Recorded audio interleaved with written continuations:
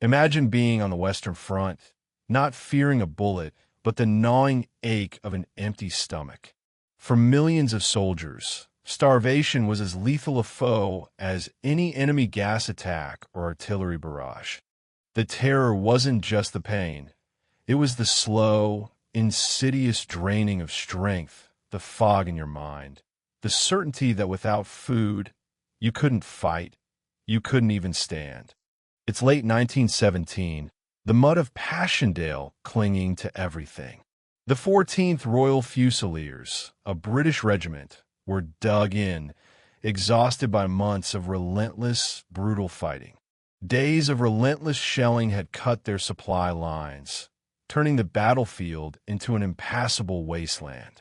They were stranded, isolated, with no food convoys able to reach their position. Rations dwindled to nothing but a few dry biscuits, then silence from the quartermaster.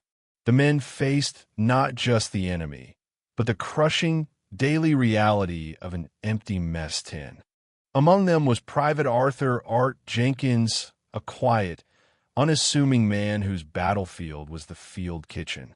Art wasn't a hero of the bayonet charge. His weapon was a ladle. His strategy was survival by sustenance.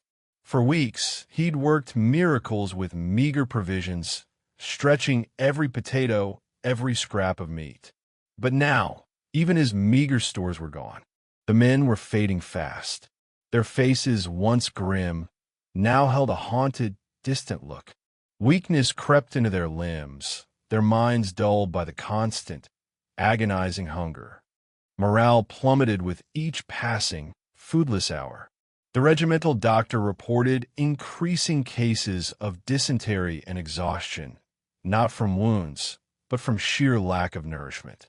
Commanders faced a stark choice: retreat, risking utter annihilation by the enemy, or hold their position, watching their men slowly starve into oblivion. It was an impossible dilemma. Art, however, saw a third option, a desperate, impossible gamble that went against every military regulation. He would go out and find food himself. He volunteered to find food, not just a few scraps, but enough to keep hundreds of fighting men alive. His mission: traverse no man's land, search abandoned farms, scavenge what the war hadn't claimed. It was a suicide run for a cook. The terrain between the trenches was a death trap of shell holes, barbed wire, and sniper fire. But the alternative was simply unthinkable. Under the cover of a moonless night, Art slipped from the trench, a shadow merging with the desolation. The silence was terrifying, broken only by the distant, rhythmic thud of artillery. He carried a sack, a few basic tools, and a desperate prayer. Every shadow hid a potential enemy. Every rustle of wind could be a German patrol. His senses were on high alert. He navigated by instinct, remembering the lay of the land from maps he'd seen. The smell of decay was everywhere: rotting wood, stagnant water, and the metallic tang of old blood. After what felt like an eternity, he found a shelled-out farmhouse, its roof gone, walls pockmarked like a sieve. It was barely more than a skeleton, a monument to destruction. Inside, surprisingly, a few sacks of rotting potatoes. Not much, but a start. They were soft, sprouting, but still food. He dug them out, the stench awful, but they were calories. He worked quickly, stuffing the potatoes into his sack, trying to ignore the rats scurrying in the shadows. Every minute he spent here was a minute closer to discovery. Suddenly, a flare erupted, hissing into the sky, bathing the entire landscape in a ghostly, blinding white. Art froze, flattening himself into the mud, heart hammering against his ribs. German machine guns chattered, raking the ground nearby, their bullets kicking up sprays of dirt. He knew he was a sitting duck, exposed, vulnerable. This was it. The flare died, plunging him back into suffocating darkness. He scrambled, potatoes clattering in his sack, adrenaline surging through his veins. He'd almost been caught, almost died for a handful of spoiled spuds. But the gaunt faces of his starving comrades, their desperate pleas for food, spurred him on. He had to keep going. Their lives and the regiment's mission depended on him.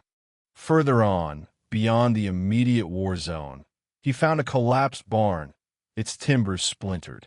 Miraculously, a few chickens, half wild, still scrabbling in the debris, untouched by the war. Catching them was a frantic, muddy chase. The birds were surprisingly agile, but he managed to. Fresh meat, a genuine miracle in this desolate landscape. As dawn approached, he spotted a faint wisp of smoke. A small, intact cottage, stubbornly clinging to life. He cautiously approached, rifle at the ready.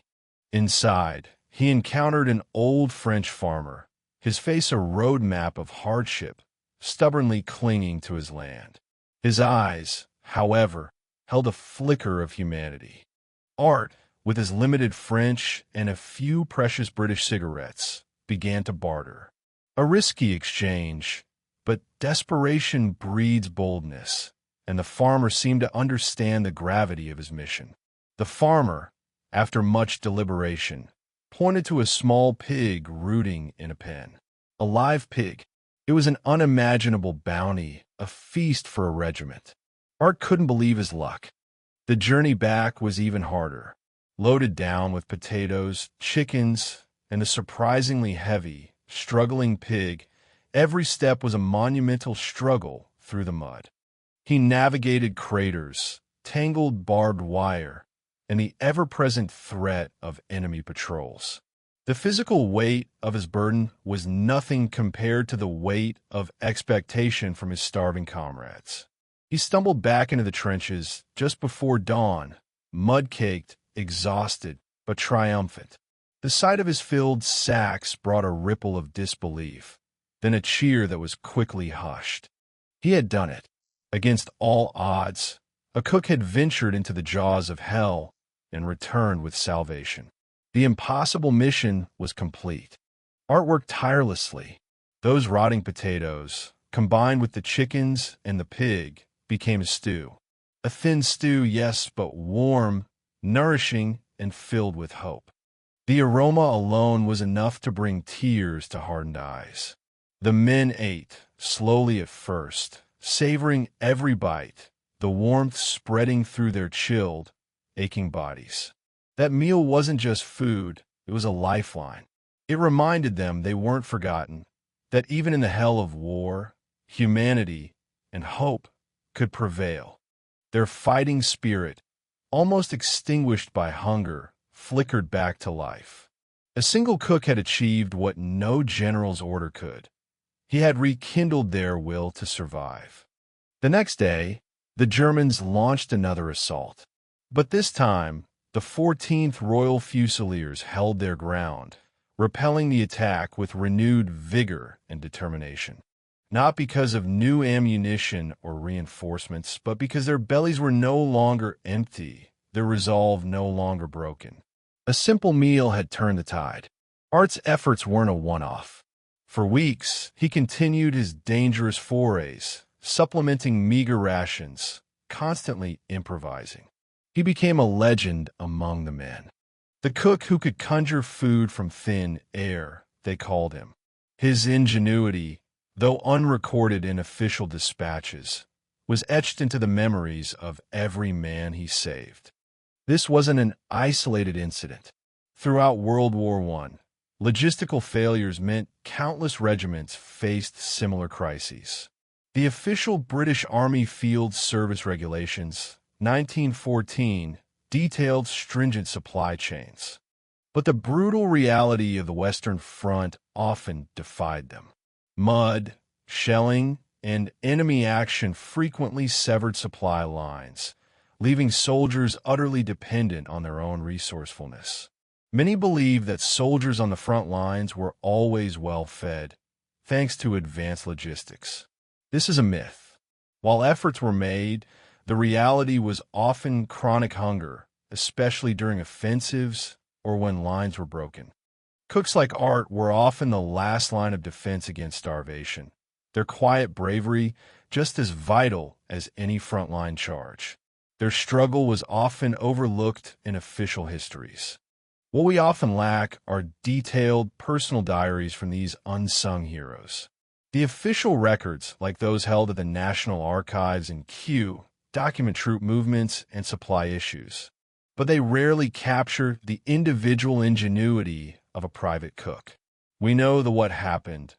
A regiment survived, but often not the how from their own words, only from the grateful recollections of others. Accounts from soldiers like Private Frank Richards of the Royal Welch Fusiliers, documented in his memoir Old Soldiers Never Die, often speak of the incredible resourcefulness of cooks in feeding troops. These cooks were rarely decorated for their culinary daring. Their bravery wasn't in charging a machine gun nest, but in facing the silent, insidious enemy of hunger. Their medals were the renewed strength in their comrades' eyes. His story, and countless others like it, underscores a profound truth. In the crucible of war, the fight for survival often begins not with a weapon, but with a meal. If stories of forgotten heroes and impossible missions intrigue you, subscribe for more untold military history.